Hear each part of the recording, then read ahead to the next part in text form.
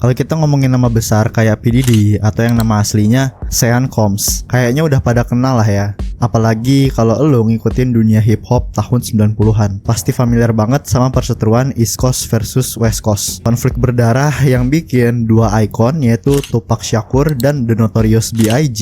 itu tewas tragis. Tapi yang jarang orang tahu nih, dibalik keberanian Diddy buat berani-beraniin diri sama orang sekeras Suge Knight, sebenarnya ada satu sosok gangster dari Bronx yang jadi sandaran dia di jalanan. Namanya Anthony Wolf Jones. Nah, kalau lo belum pernah dengar siapa itu Wolf, lo ketinggalan satu bab penting dari sejarah hip hop Amerika yang gelap tapi juga keren buat disimak. Jadi, ayo kita bahas dan kenalan dulu sama Anthony Wolf Jones ini.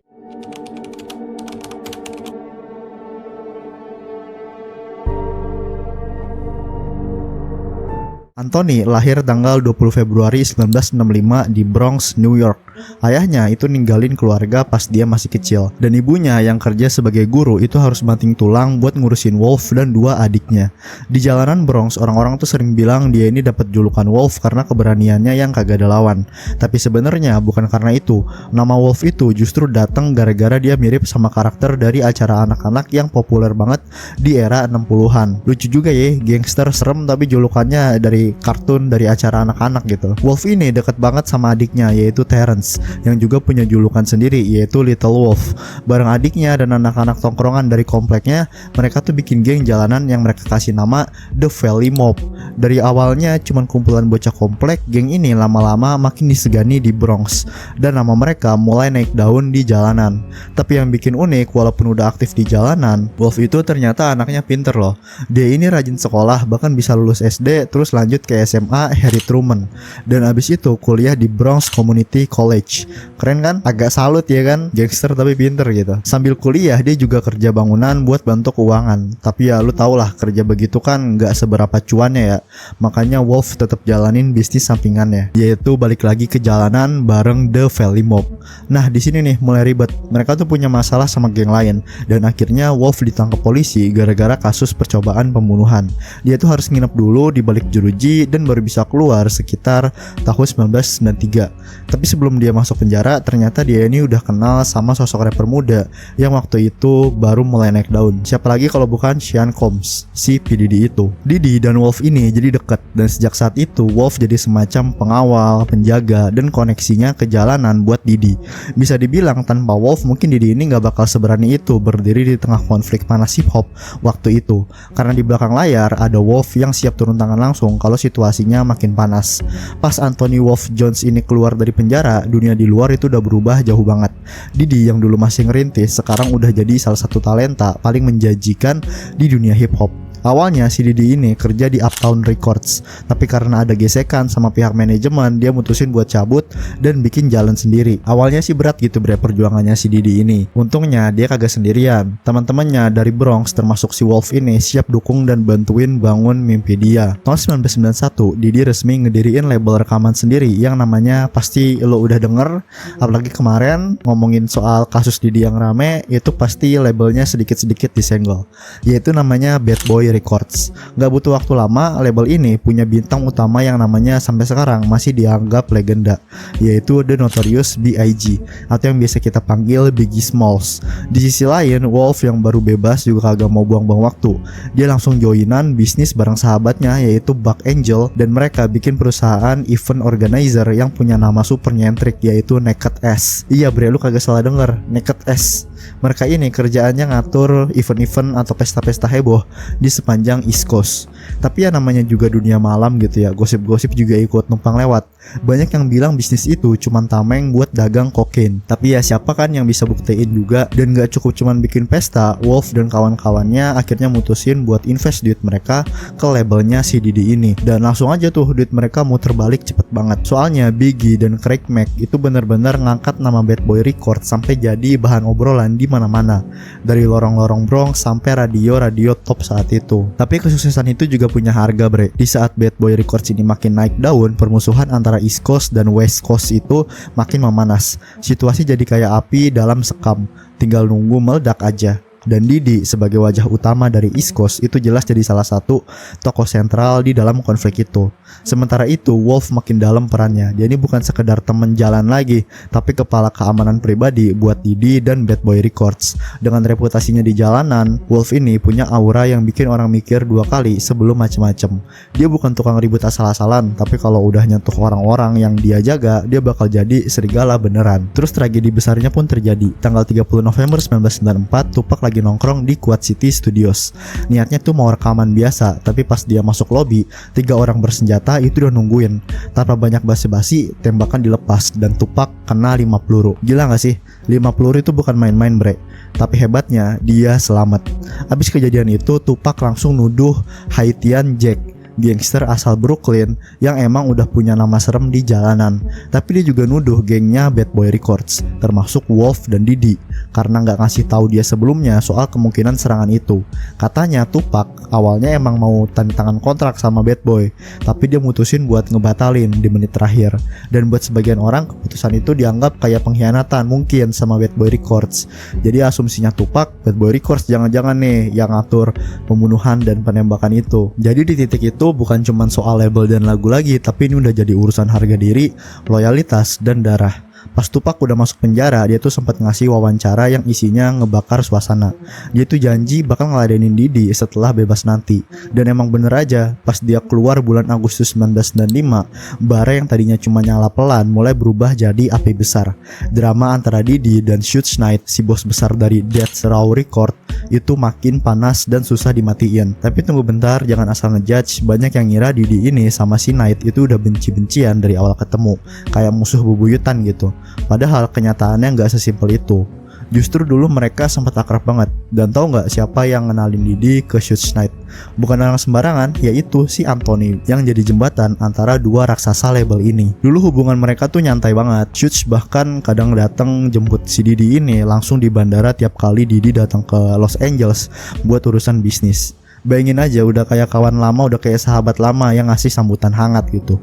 Bahkan sempat ada foto yang masuk ke media nunjukin Suge Knight itu lagi main-main sama anaknya Didi yang masih umur 5 tahun. Tapi yang namanya dunia bisnis, makin besar duitnya, makin cepet juga orang jadi musuhan. Titik balik besar itu pecah pada malam 3 Agustus 1995 di ajang penghargaan The Source. Suge Knight itu naik panggung dan lempar sindiran tajam soal musisi yang pengen rekaman tanpa produser ikut-ikutan numpang tampil di video klip. Semua orang tuh langsung mikir kalau ini tuh nyindirnya ke Didi yang emang suka muncul di video klip artisnya. Tapi ternyata kata Suge itu bukan buat Didi, tapi buat Jermaine Dupri. Tapi drama nggak berhenti di situ. Beberapa minggu kemudian, 24 September, mereka ketemu lagi di pesta ulang tahunnya Jermaine di klub Platinum House Atlanta. Di pesta itu, konflik yang selama ini mendidih akhirnya meledak juga. Didi dan Suge itu ribut soal uang. Katanya Suge itu nuntut bayaran dari Didi, tapi Didi ogah bayar. Suasananya makin panas lah. Dan Suge yang badannya segede truk itu langsung nonjok Didi, bahkan sempat ngangkat dia dari lantai. Di tengah kekacauan itu, Wolf langsung turun tangan, pasang badan dan nyelamatin bosnya. Dia bukan cuma pengawal, dia jadi tameng hidupnya si Didi. Masalah tuh sempat adem bre, karena mereka dikasih ruang khusus buat ngobrol. Tapi setelah beberapa menit di dalam, keduanya keluar kelihatan akur. Suge bahkan ngerangkul-rangkul si Didi gitu di bahu. Tapi ternyata kedamaian itu cuma ilusi. Pas semua orang bubar ke mobilnya masing-masing, Wolf jalan di belakang Didi sambil ngobrol sama Jack Robles, sahabat Suge yang juga dihormatin di Death Row Records. Tapi dari arah belakang tiba-tiba kedengaran suara tembakan. Semua orang kaget lah, dan di tengah kepanikan itu seseorang nyamperin si Jack, nembakin dia dari jarak dekat. Jack tewas di tempat.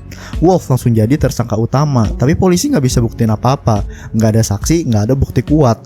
Akhirnya Wolf bebas, tapi buat Suge Knight kehilangan Jack adalah deklarasi perang, karena yang tadi gue bilang si Jack ini deket sama orang-orang Death Row Record.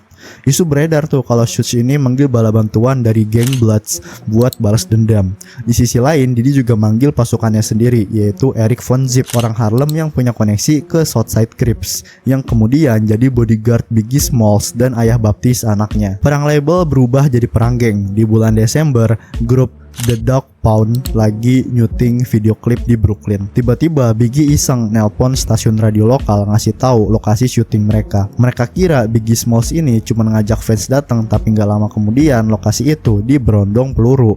Untung nggak ada korban, tapi jelas ini jadi perang beneran yang udah mulai dan nggak ada yang siap buat konsekuensi ke depannya. Nggak ada yang terluka parah, tapi jelas banget ini bukan prank receh.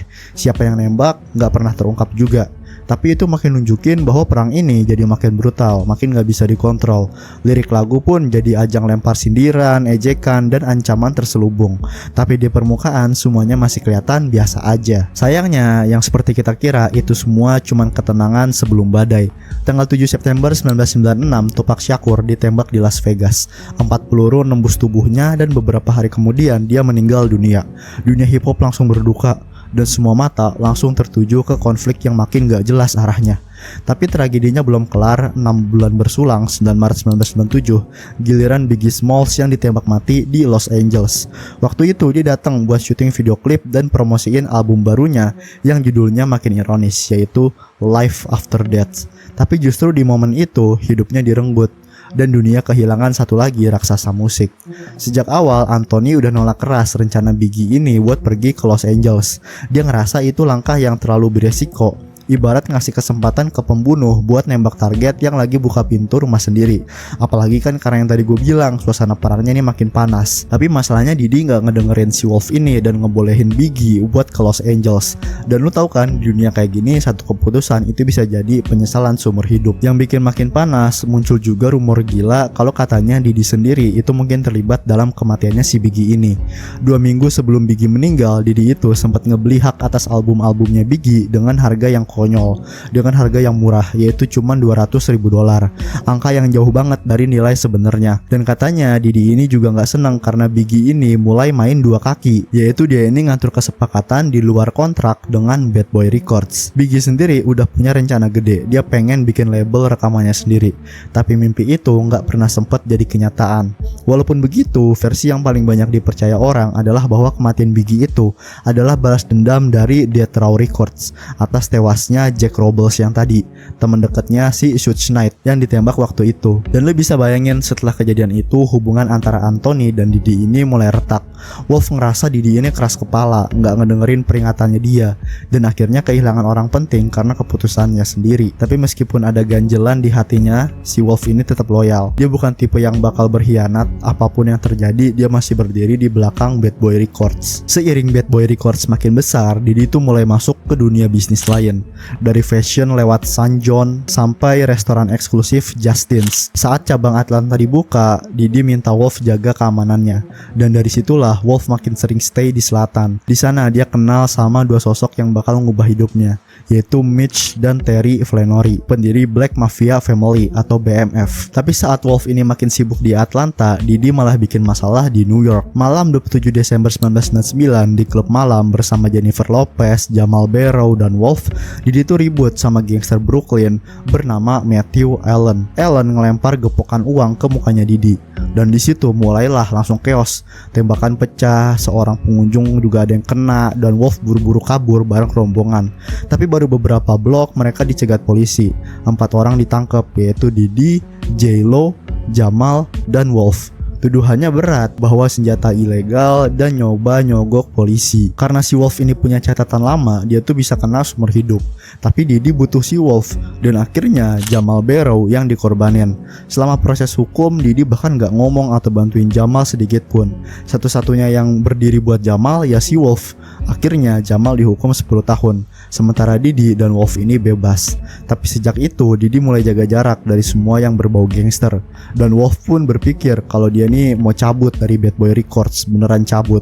Di pesta ulang tahun Diddy yang digelar Jennifer Lopez di Miami, Wolf ketemu Mike Sally, adik mantan pemain NBA, dan ngobrol soal buka bisnis bareng. Wolf udah punya tuh modal $300.000, duit yang dia invest ke Bad Boy Records sejak awal dulu. Tapi pas dia minta balik duitnya, Diddy nolak, katanya sekarang gak bisa. Hubungan mereka gara-gara itu jadi makin dingin. Akhir 2002, Wolf datang ke kantor Diddy dan situasi sempat nyaris ribut fisik tuh. Orang-orang mulai bilang Wolf udah gak kepake, Diddy sekarang punya pelindung baru, yaitu BMF yang tadi gue sebut, yaitu Black Mafia Family itu. Tapi Wolf tahu Mitch dan Terry ini cuman jago bisnis, nggak ngerti soal kekuasaan dan permainan politik. Dia ngerasa Didi ini lupa siapa yang dulu jaga dia dari jalanan. Meski kecewa, Wolf tetap jaga hubungan baik sama BMF.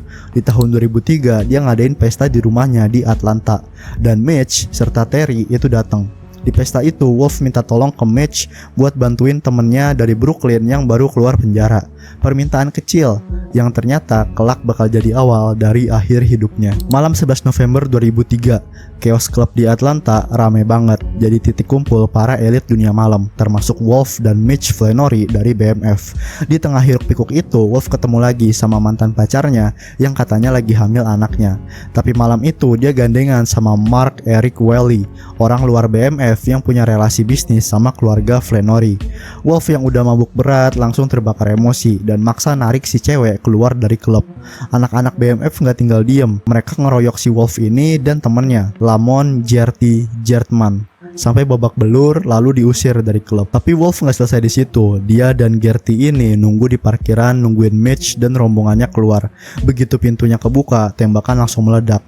Kekacauan pecah, orang-orang panik. Mitch sempat kena tembak, dibokong pas lari masuk ke dalam. Di tengah kekacauan itu, Wolf lihat wajah si penembak, wajah yang familiar, orang yang pernah direkomendasiin ke Mitch buat dikasih kesempatan hidup baru. Karena kenal, Wolf ini sempat ragu dan nurunin senjata, tapi justru momen itu dimanfaatin si penembak. Dia narik pelatuknya duluan. Wolf kena, Genty juga kena, dan semuanya berakhir di situ. Ada laporan saksi ke 911 yang bilang Mitch sendiri yang nembak, tapi dia akhirnya cabut pernyataannya karena takut dibales sama BMF. Polisi sebenarnya udah lama curiga ke Mitch ini, tapi nggak ada bukti, kasus ditutup, nggak ada keadilan, cuma 2 jenazah dan banyak tanda tanya. Setelahnya Didi datang ke pemakamannya si Wolf, bahkan nanggung biayanya. Tapi duit $300.000 yang dulu diinvest Wolf ke Bad Boy Records itu nggak pernah balik ke keluarganya. Buat publik, Wolf mungkin cuma nama di balik layar, tapi buat yang kenal dia adalah tulang punggung, pelindung, dan kawan sejati. Jamal Barrow yang pernah dikorbanin Didi itu masih nyebut nama Wolf dengan penuh hormat. Bahkan Allen Iverson di panggung Hall of Fame 2016 sempat nyebut nama Anthony Wolf Jones sebagai bentuk penghormatan buat sosok besar yang gak pernah minta spotlight. Oke bre, itulah dia buat video gue kali ini. Kita udah ngebahas gangster backingannya P. Diddy, yaitu Anthony Wolf Jones. Mungkin dia ini jadi alasan kenapa P. Diddy itu makin berani waktu itu buat terang-terangan ngambil posisi antara ributnya East Coast versus West Coast. Gimana menurut kalian? Kalau kalian suka sama video ini, jangan lupa like, comment, share, dan subscribe channel ini. Sampai jumpa lagi di video berikutnya. Dadah.